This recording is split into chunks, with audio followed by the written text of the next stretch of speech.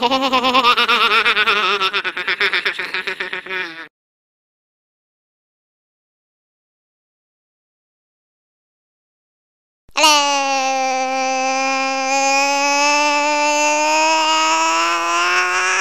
YouTube. It's the mouse. In my previous video, which you can see... Where? Oh, right here.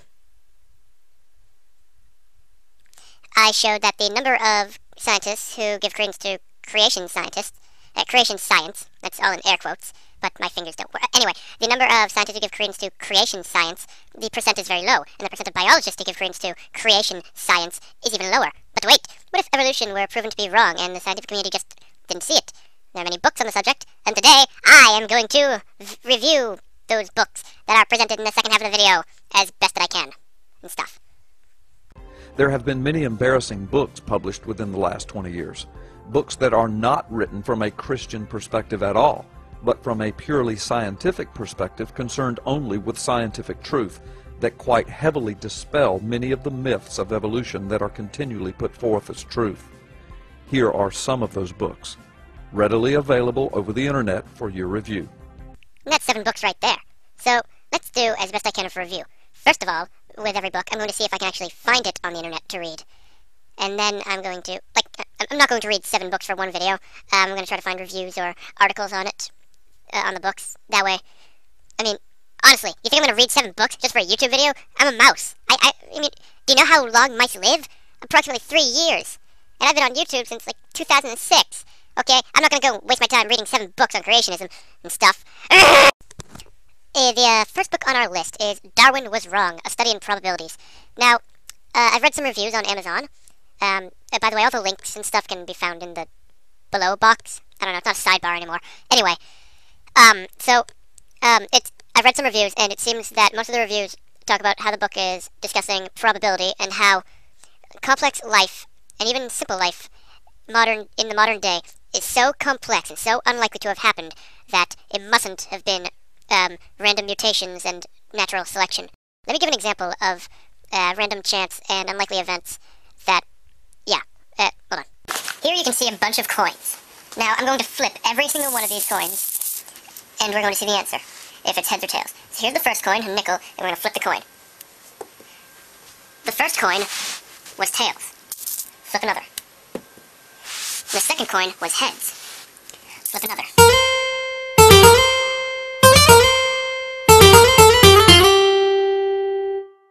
Here are all the coins flipped and lined up in the order that they landed. Now the first coin is a tails, and the probability of getting a tails on the first one is 50-50.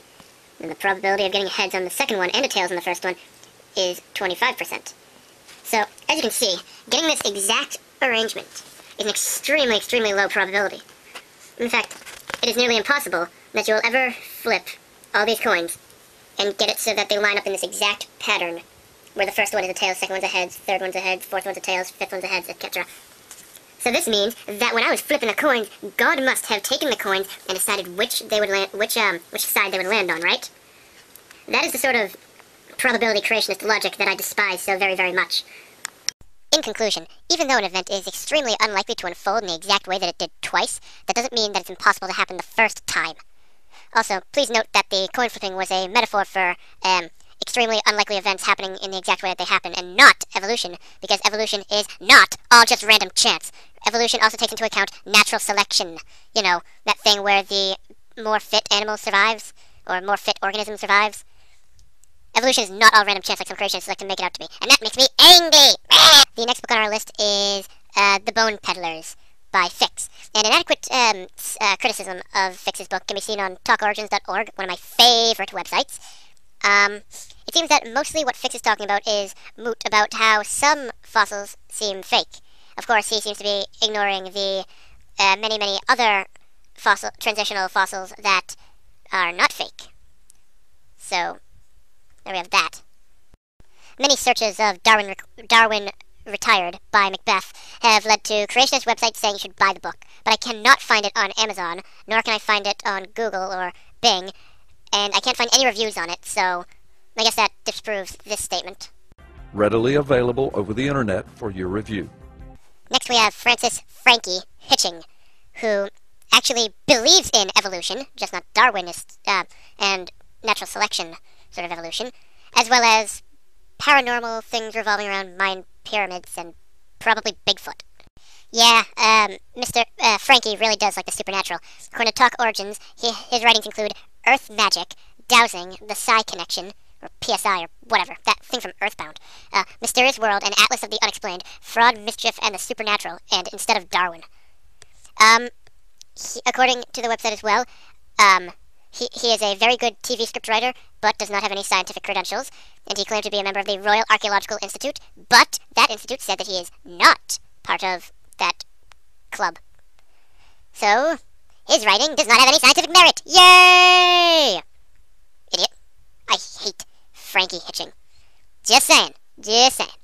I mean, honestly, this guy is incredibly superstitious, but not in the religious sense. I mean, he believes in Atlantis, and miraculous healing, and pyramidology.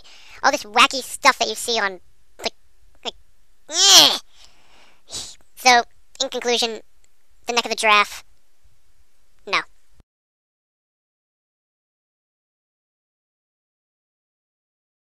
This video is wonderfully deceptive, and I doubt if the author even read these books. G.R. Taylor does not deny evolution in The Great Evolution Mystery. He says that more mechanisms of evolution should be taken into account than just Darwinian natural selection. So, I mean, the video is making it sound like he denies evolution, but he doesn't. He's just saying that there should be more of a, evolution the scientists who research evolution should take into account other theories, like Lamarckism, even though Lamarckism is kind of completely wrong. But, yeah. Darwinism, The Refutation of a Myth, is also written by somebody who believes in evolution. It's a history of the theory of evolution, proposing that Darwin was not the first one to think of it, and it talks about how, again, because after all, DNA was not known in the time of Darwin, mechanisms for evolution are incorrect. It does not deny natural selection, it talks about the modern theory of evolution. And finally, Adam and Evolution, I could find no reviews for. What? We're out of time? Gosh darn it! Okay, check out episode 3 right here! Click the link now!